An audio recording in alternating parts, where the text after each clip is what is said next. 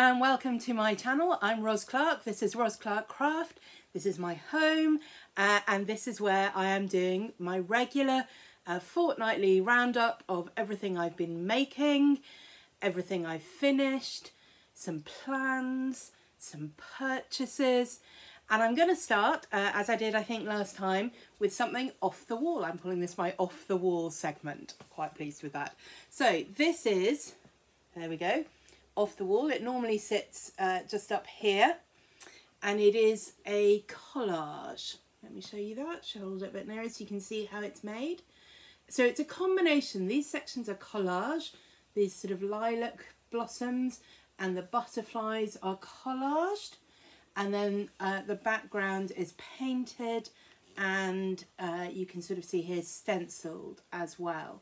So we made this in my art class several years ago now. We began with a board that we painted black, not pure black from the tube, but a mixed black so that it's got a little bit more warmth and depth to it than a real black. So we did that first, the whole thing black. Then we collaged, so drew our designs, cut up all the bits of paper, stuck them on. Oh, so much fun. I just love collage, and I love, you can see how I've cut these differently. So the butterfly pieces are sort of longer and thinner to match the shapes of the butterfly wings, but the lilac pieces I've done smaller and a bit sort of squarer to give a bit more of the kind of texture that you would get from the lilac trees. And these are all, I think these are all from magazines. It's a long time ago and I can't really remember exactly what papers I used, but they definitely weren't papers that I had painted. These were found papers that I collaged in these various colours. And so then, having done that, we then painted the background, leaving this little border of black around the collaged elements, and it just gives it that sense of a kind of graphic quality and outlined quality, but it's quite soft, as you can see. It's not a firm edge, but obviously it's very neat around the collage because the collage is done on top, and then it fades away into the paint behind, and then painted multiple layers and stenciled and so on. I have no idea what was originally in this frame or what I had it for, but I definitely had it lying around, and then it's very pleasing that it fitted this piece exactly. So that is this week's off the wall piece of art. Yeah, like I say, it was several years ago and I still really like it and like having it on display. What have I been working on? Well, very exciting. You ready for this? You ready for this? You ready for this? I have been finishing some things, and in particular we're gonna start, ta-da, with my crochet blanket. So this was so great. I don't know if you remember last time I said it had just been taking forever, and I was really determined that I did want to finish it, and I was going to have to work really hard. And what happened was I was on this row here with these sort of little pearl stitches, they were called, and they were taking forever. It was quite a complicated stitch, but also it turned out I had made a mistake, I think, in the previous round, and I just had too many stitches, so it really did take forever. Anyway, I did not undo it at the point I realised I had too many stitches. I'm not doing that round again. But then all these other rounds went really quickly, to the extent that I even added in an extra round. I don't know if you can see this. Behind this sort of purple round, there's this little bit of the kind of lime green that shows through. And for some reason on the pattern, there was nothing that matched that at the top end of this section. So I have added in this extra round of the green here, and it's not very visible, but it just sort of shows through so that there's something that kind of matches on either side. Anyway, so I've done that, I finished it. What I mean is I finished all the crochet. I'm going to put some pictures in so you can see the whole thing. There is no way I can hold this all up in front of the camera. What I do still need to do is block it because of where there was too many stitches here. It is a little bit wibbly wobbly on that round, so I want to just block it. I use Attic 24, Lucy of Attic 24's method for blocking, and I'll put a link to that in the description below. It's very different when you're blocking acrylic like this from the way that you would block wool, and it's really important you don't try and do it the same way because it won't have any impact and you might end up ruining your blanket. So I do want to block it, but I think the other thing I'm going to do is get a piece of like fleece or minky fabric or something like that, and then attach that to the back so that it's a bit sturdier. Not really, I mean, it will be warmer, but that's not really the reason for doing it. It'll be a bit sturdier for use. And also you can see on the back, in order to make the colour work patterns, there are these sort of loops, chain loops, and they are attached every few stitches, but you could easily get fingers caught in those, or you could get them caught on things, and if you pull too hard they would break. And I just think it would be better, because I think I have decided that this is going to go to my niece, and she is 6, and so there's no point in giving her something she has to be careful with. But I think if I put a backing on, it will make the whole thing sturdier and easier. And like I say, it is just acrylic. It can go through a washing machine with the backing on it, and I think that will get a lot of use. They like to do sort of camping and caravanning, and I'm imagining this could be a fun blanket for use sort of in that, outside or making dens or doing whatever. I don't want it to be something that has to be so specially treasured that it never gets used. Because although it's taken a long time to make, you know, it was not an expensive blanket to make, and it was not intended ever to be something precious and heirloomy. It was an impulse buy back in September when I was feeling really, really rubbish, and I just needed something to do.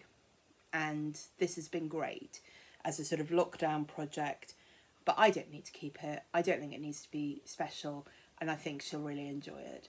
So that's what I am going to do with that, but I'm very excited that I've finished the crochet on that. Very pleased with myself. I have not started any new crochet, but I am, since that's going to go to my niece, I think I am going to make a crochet blanket for my nephew, but I'm not starting that immediately. Knitting next, and again, ta-da! Have a finished pair of socks. So last time I think you saw these, I had one sock. I didn't get around to the other sock immediately. It was a week or so. Started it last Sunday, finished it Wednesday or Thursday, I think. These are not complicated socks and they don't take all that long. And I'm really pleased with them. Can you spot the deliberate mistake? It was not deliberate. Here, this is the second sock. When I was starting this section after the heel, I don't know if you remember I said, on the actual pattern, this is all just stocking stitch. And I wanted to have the pattern continue around the sock.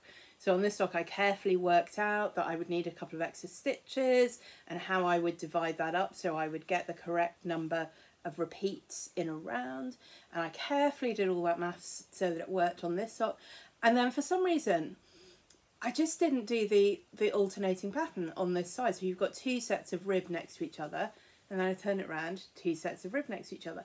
And honestly, I don't know how I did not notice, but I did not notice until I was almost at the end of this repeat. And so then I was like, well, I could undo it. I didn't really want to undo it. I'm not very big on undoing things unless I really, really have to. And then I thought, well, I could carry on sort of matching here and have it kind of incorrect all the way up and have this sort of double repeat of the pattern here all the way up. And then I just thought, no, do you know what I'm going to do? It's just right at the back of the heel. I'm just going to do it correct. So if you started from here, it would be correct all the way. So it's just this section right at the bottom here that is wrong. I don't know whether that was the best choice, but that's what I decided to do. I'm fine with it.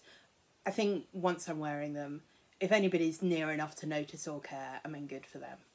But that is now a finished pair of socks. That was the Elizabeth Montague sock from Kate Davis Designs Blue Stocking Clubs, the first design in the club. The second design came out, I can't remember who it was named after, but I did like it and I think I will make those.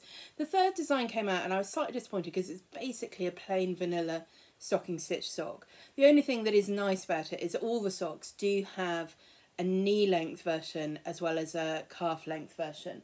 So if you wanted to knit a knee length pair of socks, you do need to make increases, and it's helpful to have some guidance on how to do that, particularly for those of us with quite wide calves.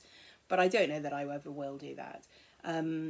Yeah, so anyway, we're waiting for the next pattern in that series to come out. But I am having a break from sock knitting at the moment, and I have cast on instead, find it down here, this is the beginning of the cardigan I showed you, the Ripple Lake cardigan by Joji Locatelli. This is the yarn I've wound up into cake, and you can see it's got this beautiful pink streaks in it, but all sorts of other lovely colours as well. And this is the beginning. It's not very much. I've done a few rows, and it's also very misleading at the moment, because this red and also this brown, because I miscalculated how much I'd need, are scrap yarn. So that is a provisional cast on. That is not part of the design. It will not have this random bit of red and brown in it. So it's quite difficult to get any sense of what this is looking like knitted up at the moment. There are 253 stitches on each row, which is like 4 times as many as in a sock row. So if I was a sock, it would be up here somewhere, but it's not. I've just started on the lace pattern. And I think I said last time, I don't think I have enough of this yarn to do the whole thing, but I've worked out what I'm going to do, and that is use this yarn. So it's the same yarn, it's the same Posh yarn Esme, it's called, and this is a cardigan I made last year. Yeah, I think that's right, early 2020, and I've worn it quite a lot, and I really like it. It's the Spray, I can never pronounce it, I will put it in the link, Sprayoy, something like that, cardigan from, can't remember, we'll put that in the link as well. And like I say, I've worn it quite a lot, and I really like it, but last time I wore it, I noticed something very sad had happened. Can you see there's a hole? If I hold it up so that you can see it against the, oh, I can't work out which way I'm going now.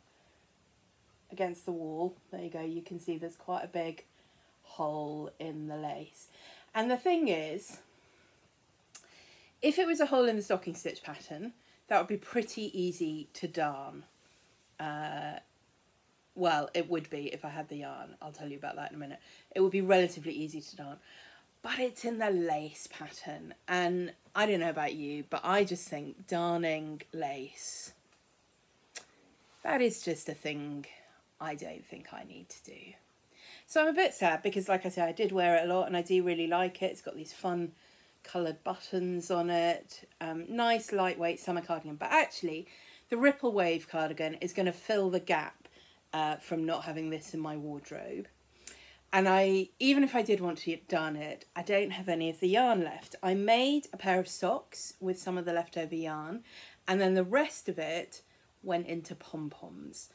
And once yarn has been made into a pom-pom, there is no going back from that. You've got, you know, little lengths of yarn this long. It's not going to work.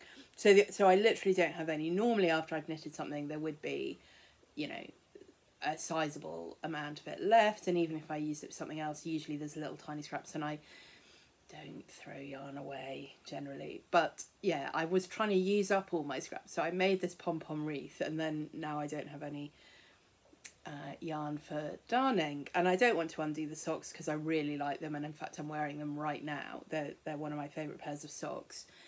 So I think I just have to say farewell to the cardigan, but I was pleased when I thought about adding it into the Ripple Lake. I can salvage the yarn and use at least some of it for this, and then there'll be some left over, but you know, maybe there's another pair of socks or something in here. So that's my knitting plan. I've not got very far with it, as I say, but I'm glad to have something on the needles. And it's quite a straightforward knit. It's fine to do in meetings and things. I don't need to concentrate, at least at this point, very hard on it. So that's my knitting. Oh, I have bought some yarn. So Posh Yarn had their midsummer sale a couple of weeks ago because it was midsummer. There were a lot of what they call orphan skeins, which is where there's a skein that has been dyed but didn't really originally fit in the sort of group of skeins, or it just wasn't purchased. And what happens is they tend to over dye them, so those often are very dark, moody kind of yarns. But this time there were also a number of skeins that hadn't been over dyed, and again I think they were mostly skeins that had just not been purchased in previous sales and were leftovers or odd ones lying around. And I bought 2. They were quite substantially discounted from their normal price. But so this is Posh Yarn Freya sock. Freya, I've never bought from them before. It's quite a new yarn. It's 19.5 micron merino, which is very fine and soft, and it's also got 25% nylon. So this I think is going to make the most lovely, cushy, hard wearing pair of socks in these sort of pinks and purples. And then, because I am nothing if not consistent in my colour choices, I also bought this, and this you can see I think is one of their sparkly yarns. This is Pamela sock, ordinary superwash merino, nylon and stellina. That's the sparkle in that. So again, that would make a very nice pair of socks. So that is the yarn that I bought. I hadn't really been planning to buy yarn, but then they had the sale and it was really heavily discounted, and I don't feel bad about it at all. So that was that. I think that's all the crochet and knitting and yarny things. Let's talk about sewing. So I have a finished item. A couple of weeks ago at church, a friend who watches these videos came up to me and said, Ros, I've got these sewing patterns that I'm never going to make, and I thought you might be interested in them. They were from Prima magazine. I used to buy Prima magazine like 30 years ago, and I haven't bought it for ages because certainly for a while they stopped having sewing patterns in the magazine. You had to send off for them, and you only paid like £1 for postage, but it still was a whole extra step, and I just sort of fell out of the habit of it. And I don't know whether that is still the case, or whether these just came literally in the magazine. But anyway, she had them and she passed them on to me, and there was a dress which I think I might make, and then there was a pattern for a camisole and skirt, and the skirt I think is not something I would ever make, but I've been thinking, oh, I could do with a camisole pattern. And I'd slightly misread it actually, because I thought the camisole was also cut on the bias, but in the pattern I don't think it was. But anyway, I had a metre of beautiful, beautiful floral silk that I bought last summer, and it was dead stock, but it was still quite expensive, and so I only had a metre, and there's not a lot you can do with a metre of fabric, but I just thought, I think I can make this camisole out of it, and I think I can make it cut on the bias. And so this is what we have. And I mean, isn't that just the most beautiful fabric? This beautiful dark green with this floral print. Sorry, it's a bit creased. It's been sitting in the pile of things to show you in the video, and it's got a bit creased. It's got a facing which sits much better when it's on the body actually than when I'm holding up like this.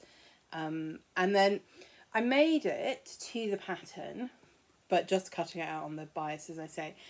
And it only came to this length, and I tried it on and I just thought, well, I can see how if you were using this as a camisole to wear underneath something, that might be a good length. But I just thought, actually, I think I would get more use out of it if I lengthened it a bit. So I was able to add, again, this is cut on the bias. I think it would have been really pretty if I had enough fabric to make this cut on a curve, and it would be like more of a flounce. But anyway, I didn't. But it's just lengthening it, and it just means now that I think I would wear that I've got a pair of white summer trousers, and it will just overlap enough at the waist not to feel uncomfortable. And I think that with a pair of white trousers in the summer, and I've got a sort of off-white lightweight cardigan that would go over the top in the evening, I think would make actually a really lovely, smartish but comfortable summer outfit. So thank you, Chris, for the pattern, and I'm really pleased with that. So that's the only garment I have sewn, but I have sewn, and I've been enjoying this enormously actually. You'll see I've been working on the Great Studio Tour and Tidy Up videos, I've filmed 2 of those. One of those is due to come out next week, where I'm looking at my doll's house and also going through the button cabinet, and there's a short history of Silco sewing thread that emerges. But then I also did the fabric video, and the main reason I did that was like, I really need to tidy up my fabric because I want to do some patchwork, and I've had this real urge in the last few weeks. I'm like, I really want to do some patchwork. I really want to do some patchwork, and I don't want to buy a whole new fabric. I want to do scrappy patchwork using up fabric I've got. So anyway, I did all that, and I filmed it and I sorted it all out, and then immediately I was like, right, I'm going to get started. So I've been making these patchwork blocks. So they are all these same diagonal strip blocks. I've sewn them onto foundation patches on the back, squares on the back. So I've been cutting these squares out of old fabric. I think so far I've used 2 old pillowcases. So, you know, but it's quite lightweight cotton fabric. I cut the squares 8.5 inches so that by the time they're sewn and finished they'll be approximately 8 inches. I think they may end up slightly smaller than 8 inches, but that is absolutely fine. And then all I've done with the patchwork fabric is I've sorted it by colour and put it in a whole lot of these zipped wallets by colour, and I'm just going through cutting the fabrics into strips, different widths and obviously different lengths depending how much of the fabric I've got. And then I take those strips and I sew them in this diagonal form onto the squares. And some of them, there was a lot more blue fabric than any other colour, so they've all got at least half blue. So this is blue and yellow. I think I've got 4 at the moment blue and yellow ones, and 4 blue and pink ones. And these are going to be a quilt for my bed. I've been thinking for about 10 years I should make a quilt for my bed, and I in fact even did start making a whole cloth quilt for my bed, which then became a headboard. So then I was sort of back to square one on the quilt for my bed. You can see some of these are all blue, and they are going to form a layout. I don't know if I can describe it. I'm going to put the ones of other colours corners together so that they make diamond shapes, and then they'll be mostly blue with these occasional diamond pops of other colours. I think that's the plan. I mean, there's some really fun fabrics in there. There's flamingo fabric. I love this spotty one, the way that's worked out on the diagonal. What have we got in here? This is a little Christmas fabric with some doves on it. I'm slightly nervous because I'd started making them and I suddenly realised some of these I don't think have been pre-washed, and some of them, like this indigo one, I think might run. So I do want to, when I wash it first time, make sure I remember to put in some colour catchers and maybe some salt, and hopefully it won't be too awful. But some of these I've had for years and years. This paisley print fabric, I mean, I had that for years and years before I ever made a dress out of it, and then I've been using the scraps of it in all kinds of things forever. This one, I don't know if you can see here, these are little dogs. You can't quite see the way the strip has cut. So all sorts of things, but by the time they're all together, it's going to look fabulous, I think. So I've made, I think, 16, 17 blocks so far. I'm going to need 77, so, you know, it'll be a big project. It won't be finished anytime soon. I'm just going to take my time with it. There is no hurry. But I've been really enjoying it. It feels very mindless sewing, but it's really satisfying. The way you do it is just perfect if you're someone like me who's not very good at precise cutting or sewing. So you cut the back square fairly precisely, but then you just sew all your strips on, and it almost doesn't really matter if your sewing is not straight or if your strips are not cut perfectly straight.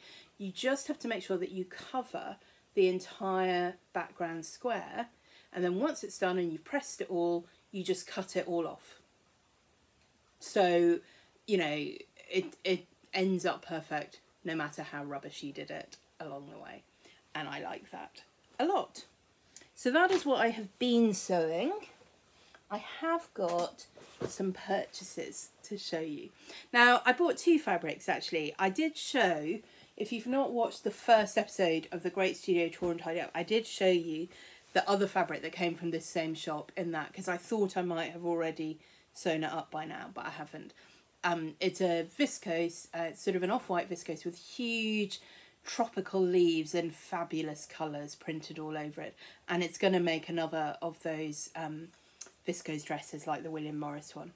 But I also bought this, which is this kind of paisley print. Well, it's interesting, they sold it as a cord fabric, and I absolutely see why, and I think technically it is a cord fabric, but it doesn't feel like any cord fabric that I have bought before. It's definitely ridged. I would say ridged rather than cord is how it feels, actually. Anyway, I think it'll be fine. I think it will either be a winter skirt or a winter pinafore or something like that, in this really fabulous paisley, stripy, multicoloured, leafy kind of print. So I bought that. It was from Rainbow Fabrics in Kilburn. I think it was £6.50 a metre. I'll put a link to them. I don't know if they've still got this in stock. So I thought that was going to be all the fabric. That was supposed to be all the fabric. And then I had to go to Hobbycraft. I needed a new craft knife and I needed a zip for a pencil case that I want to make. And I got into the Hobbycraft in Stafford, and they had the Jules fabric in stock. Now, I've been eyeing up the Jules fabric online for a while and been like, no, no, no, I'm not buying loads of patchwork fabric. I'm not buying quilting fabric. I'm not doing it. I'm not. Anyway, I am. So I bought a lot. It's just so lovely. So I bought 2 packets. I have washed and folded all this. I've not ironed it again, but that's why it's not looking pristine in the packets, because it's been through the washing machine. I bought 2 sets of fat quarters, so 8 fat quarters in total, and these were different sets but from the same line.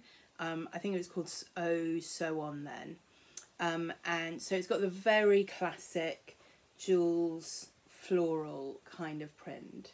I mean, I do have to be careful with how I use this fabric, because I've basically got a top that looks exactly like this, and I've also got a Jules sofa, so yeah, I have to be a bit careful. This, which is more of a sort of filler print, but with this really pretty woodlandy fern floral.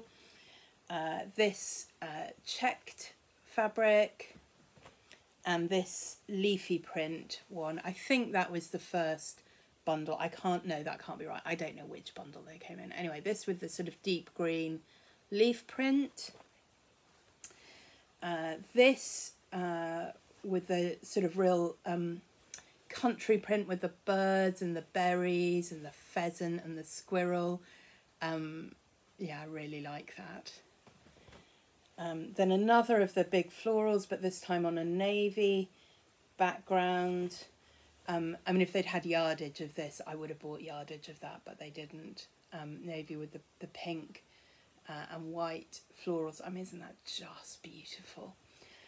Then another of these sort of white ones with the sort of spot patterns. This one's sort of slightly more urban, houses, dogs on leads, although a couple of little sheep in the middle of that, trees, lots of dogs. And finally, another backgroundy one, slightly different. At first I thought these were the same, but they're not. These two, you can see they're not the same, but they go obviously really well together. So I've got 8 fat quarters of that, which possibly will be a cushion cover, but I've got some other things in mind as well that I might do with it, so we'll see. But then they did have yardage of their newest fabric line. So I bought some plain bright pink, bought some stripy, bought some plain navy, and then I bought a lot of this. Oh, it's so nice. It's so nice. Now, it is quilt cotton, and there are different schools of opinion about quilt cotton for dressmaking. It's not designed for dressmaking, quilt cotton. It doesn't wear as well often. And you can see with the print, it is all printed. So the back is white. I mean, you can see some of the pattern coming through it, but it is white. And it is just printed, not just the pattern, but the pink itself on one side. The plain fabrics are yarn dyed, so those are properly navy and pink all the way through. But the floral print and I think the stripe print, yeah, are just printed. I'm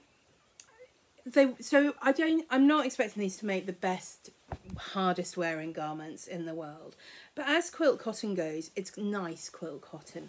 It's soft to the touch, it's not and smooth to the touch. It's got some drape to it. It's not stiff like some quilting cottons can be. I think it will be fine. I think if I choose the right pattern for it, I think it will be absolutely fine. And so what I'm thinking, I've got 3 meters of this, a meter of the stripe, 2 of the navy and 1 of the pink, I think, something like that. So I've got quite a lot, and I'm anticipating this is going to make more than one garment. I do think this will be a summer dress. I think there might be some pattern matching, or some contrast panels. I think there will also be a shirt, probably. Which might be a combination of fabrics. I remember when I was a teenager, I had a shirt, like a proper collared shirt with buttons, that had different fabrics on either side and down the placket and under the collar. And that was sort of navies and bright pinks in sort of stripes and spots and stuff. And I really liked that shirt. So I might try and recreate something of that vibe with these fabrics. We shall see. I couldn't leave them in the shop. And actually the chap who was cutting them out for me, he said, we've really struggled to keep all the Jules fabrics in stock. People have just been buying them up. Like even the staff have been buying them up, so there's been hardly any to put out on the shelves by the time they've had a go. But they have had, so I think this is now their 3rd collection they've had in Hobbycraft of these Jules fabrics. So obviously it's going well, and I'm hoping that that continues because it's just so beautiful. So it was, so I can't quite work out, some of it was £10 a metre and some of it was £12 a metre. And yes, it wasn't clear to me that it was the plain, you'd expect it to be the plain fabrics were 10 and the patterns were 12, but I don't think it was. I'm not quite sure. Anyway, which is quite a lot for quilt cotton. It's not the most expensive quilt cotton in the world, but it is quite expensive. But for dressmaking fabric, that's perfectly reasonable price to pay. And I think for this quality of quilting cotton, it's a perfectly reasonable price to pay. So anyway, that was my unexpected stash addition of the fortnight. We are getting through it. There is a little bit more to show you.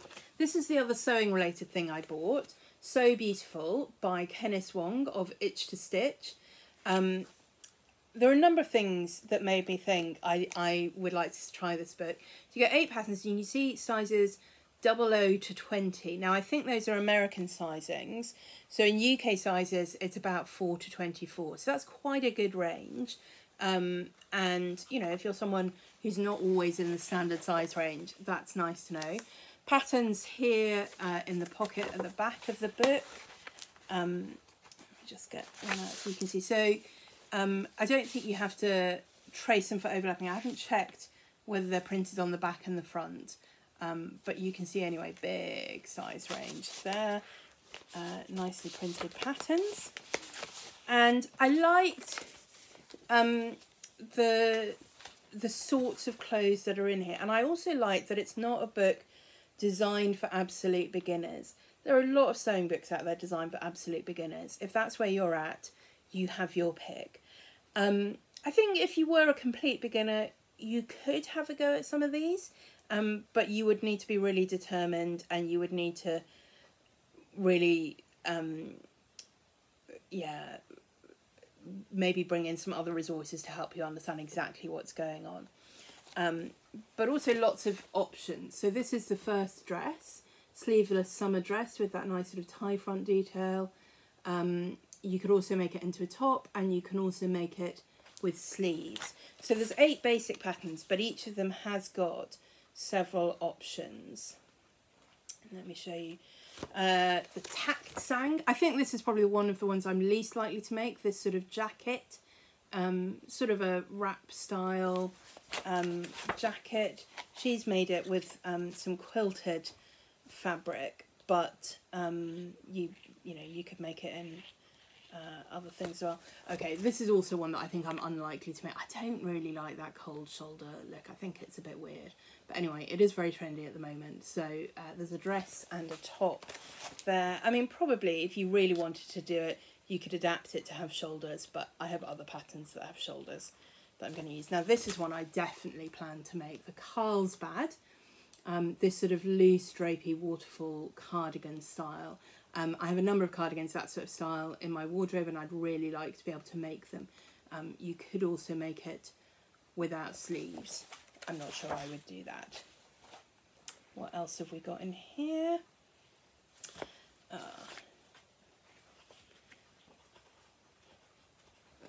get the page open. Really can't get the page open. There we go. The Fortuna joggers, shorts, wide leg trousers. I like those. I definitely think I could see certainly some of those joggers in my life.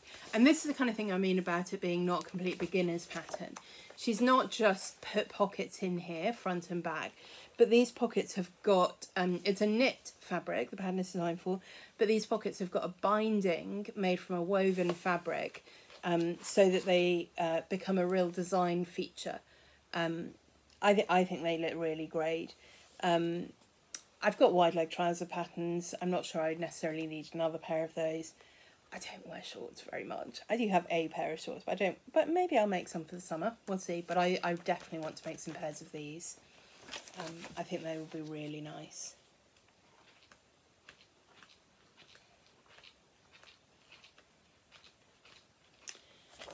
Castle point skirt. This is faux wrap skirt in 2 different lengths.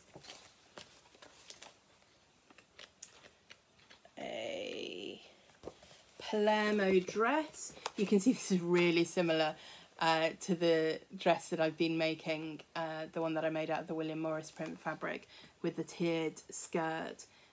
It's got a sort of tie waist, which you could or could not include. I also like the top version, and I might well make 1 or 2 of those. That's the Palermo. I like this a lot. So this sort of V-neck top, this is in jersey fabric with a sort of extra little flounce. There's also a dress version, and then a version with the kind of tie front that you can add to it, and obviously different sleeve lengths. I can see myself making multiple versions of that. And that's it. So anyway, So Beautiful, Kenneth Wong, Itch to Stitch. Yeah, I'm looking forward to making several of those. I think it's nice because they're not just, here's your basic pattern. Some of them are more basic than others, but you know, they're all interesting patterns. They're quite trendy. Yeah, and things that you think, oh yeah, no, I see people wearing that, I'd like to make that, but with enough variations that you can do it to suit you. So that's my latest sewing book. And what else have we got? Oh, last sewing thing. I need your help. I need your help.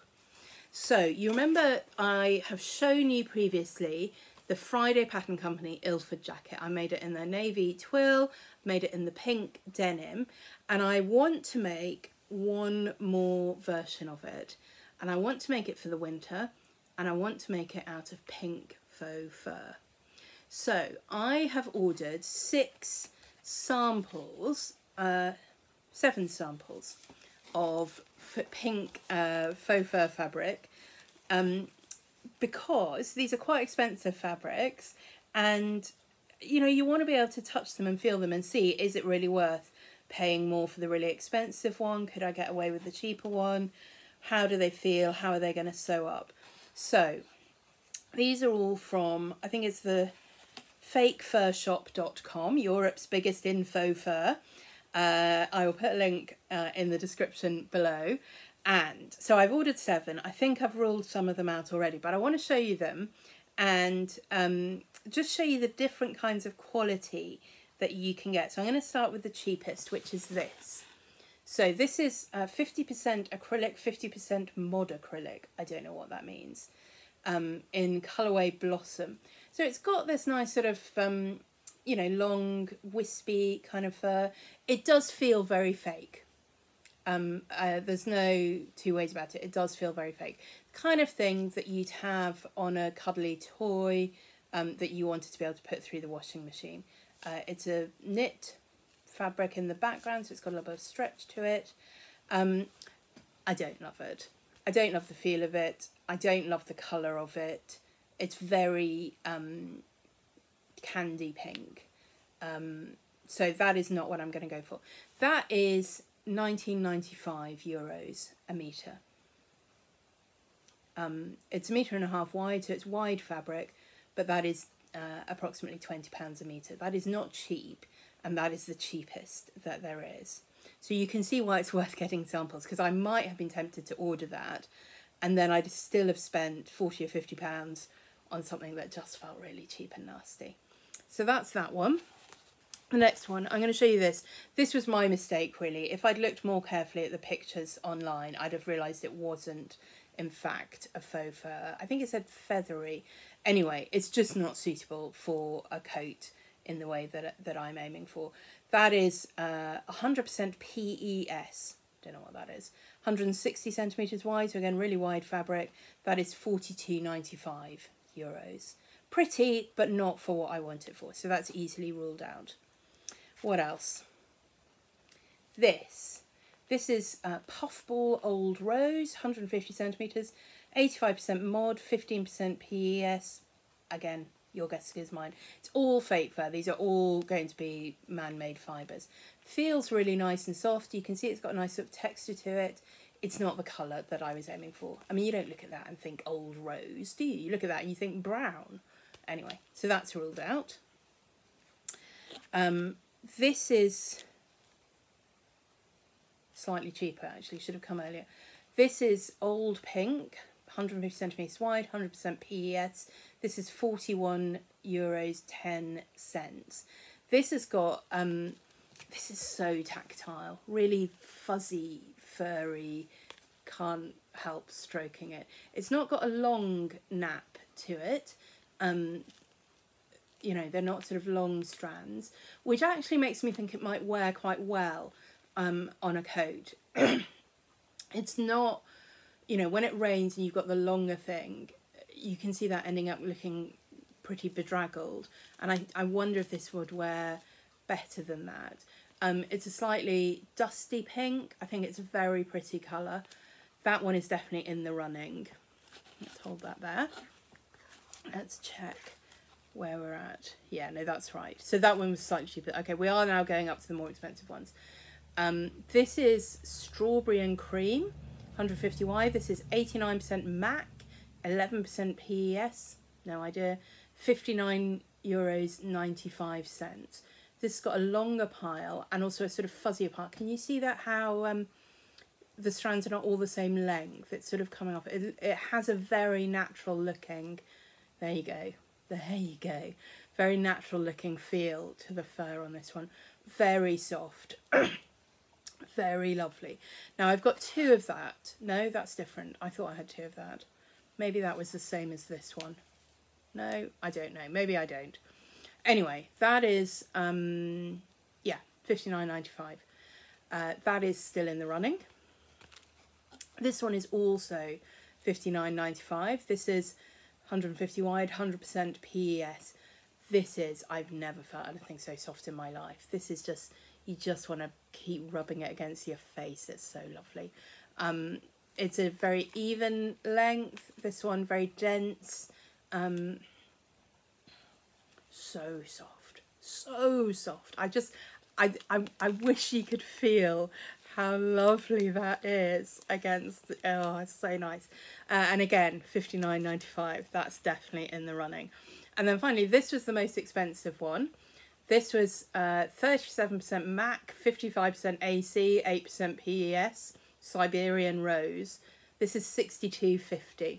And you can see it's got the pink and then it's got the sort of tipped edges. Again, you know, I mean, I say looks natural. No animal is this colour in natural life, but the way that the fur is put together has a very natural sort of feel to it. It's, you know, it's not all even. If I put it like that, you can see how the tips look nice. It's very soft. It's very nice. I don't like the tippedness, and I don't love the colour actually. So I've got 3 that are still in the running. They are similar in colour. The one in the middle is most pink. The other 2 slightly more dusty pink. This has got the kind of fuzzy furriness. This has got the really sort of natural looking fuzziness, and this is just the softest fabric in the world ever. This one is the cheapest. This one is just over €40, and these 2 are nearly €60. I would be really interested to hear in the comments what you think I should do, whether you have any experience of sewing with fur fabrics, if you can decode any of the letters on the labels for me, or yeah, if you just think, yeah, definitely that one would suit Roz, let me know. So those are for a future project, obviously, but it's good to get ahead. It's good to be prepared.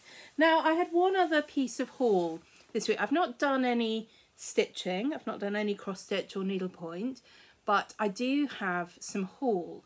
This was a thing I'd ordered back in May, and I knew it wasn't going to be delivered until the beginning of June, and then it got to the middle of June and I was like, oh, I think I should have had that by now. And I went and looked, and it looked like, it's a subscription club, and it looked like there were photos of other people getting theirs, and I'm like, well, I haven't had mine. So I emailed them, and they were very sweet, and they said, no, we're really sorry, you should have had an email from us, which maybe it went into spam folder and I didn't see it, but there is a worldwide shortage of cross-stitch fabric. Largely, I think, because of the pandemic, although possibly also to do with cotton shortages, because so many cross-stitchers have been doing cross-stitching for their life in the last 18 months, and also lots of new people have taken up cross-stitching. There's just been a huge demand, and the suppliers have really struggled to keep up with it. And so even when shops are ordering, they're placing orders well in advance of when they think, and still the delivery is just very unreliable. And added to that, the problems of delivery around Brexit and so on. So they said, we're just really sorry, it hasn't all come in, and so some of them will be a bit late arriving, which is fine. You know, it's not like I was urgently needing to get on with it. But anyway, it did arrive this week, and I was going to wait and unbox it, but I couldn't wait. So here is what came. And in fact, I can't show you all of it because I've eaten it. There was a lollipop in here as well, and I've eaten that. So this is what it is. It was the Caterpillar Club from Caterpillar Cross Stitch. It's a subscription box, but you can opt out of any box. You don't have to have them all. I'm not sure I will. In fact, I'm pretty sure I won't have them all. You get, in advance of each box coming, you get a general idea of what's contained in the box. So the next one is called, I think it's called Mandala Madness. So you know it's going to be a mandala design. You get sort of blurred out image, so you can get a sense of generally what the colours are and what else will be in the box. And then they also put up a link if you want to go and see the whole thing in detail. If, like me, you're a bit of a control freak and you're like, I just want to know whether I want what I'm getting or not. So it was £25. The clubs are quarterly at the moment, although I think she's thinking about increasing maybe to every 2 months in the future. And it's quite a new thing. I think this is only the second box they've done, and it's the first one I've had. And I got it because I wanted the design in it. Here Comes the Sun. That is designed by Emma Congdon of Stitchrovia. She does the most fabulous, really contemporary, fun cross-stitch designs. I've been really tempted to buy one of her books, actually. But I just like this. I've got a wall above here where everything displayed on it is in a circular form, and I just thought this would look perfect up there. You get in the kit